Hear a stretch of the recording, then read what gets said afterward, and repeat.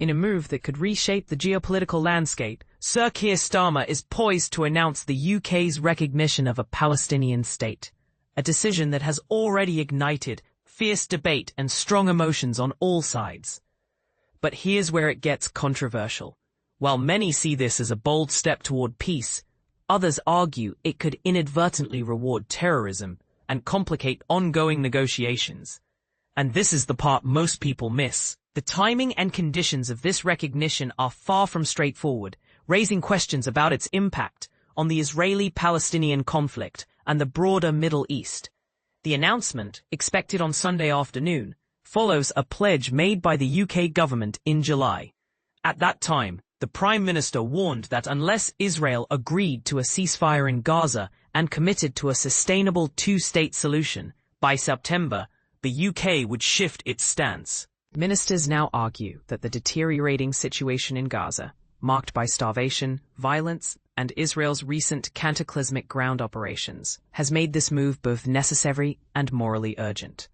Government sources emphasize that the images of suffering in Gaza, which the Prime Minister has called intolerable, have left no room for delay. But is this the right time? Critics, including the Israeli government, hostage families, and some conservatives, vehemently disagree. Israeli Prime Minister Benjamin Netanyahu has previously labeled such recognition as rewarding terror.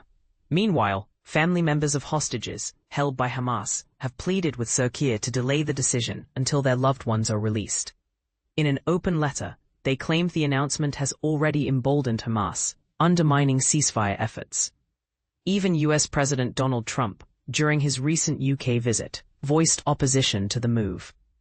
Adding to the complexity, a UN Commission of Inquiry recently concluded that Israel has committed genocide against Palestinians in Gaza, a claim Israel has vehemently denied as distorted and false.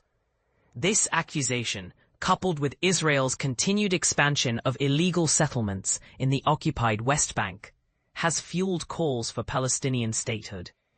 Justice Secretary David Lammy highlighted the controversial E1 settlement project, which critics say would doom any chance of a contiguous Palestinian state.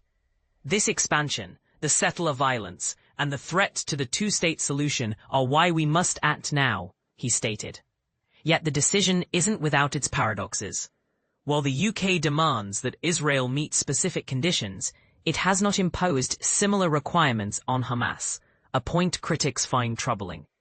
The chief rabbi, Sir Ephraim Mirvis, has urged the government to pause, arguing that recognition should be contingent on a commitment to peace and a release of hostages. However, Foreign Office officials counter that statehood is a right of the Palestinian people, not a bargaining chip tied to Hamas's actions. Palestinian Authority President Mahmoud Abbas welcomed the UK's pledge during his recent meeting with Sir-Keir, with both leaders agreeing that Hamas has no role in Palestine's future governance. Conservative leader Kemi Badenoch, while supporting a two-state solution, echoed concerns that recognition without hostage release would be seen as a reward for terrorism. So, is this a courageous step toward peace or a risky gamble? The UK joins countries like Portugal, France, Canada, and Australia in recognizing Palestinian statehood, though Palestine still lacks internationally agreed borders, a capital, and an army, making recognition largely symbolic. Yet for many in the Labour Party, this is a long-awaited victory, driven by pressure from left-wing MPs demanding a tougher stance on Israel. As the world watches, one question remains.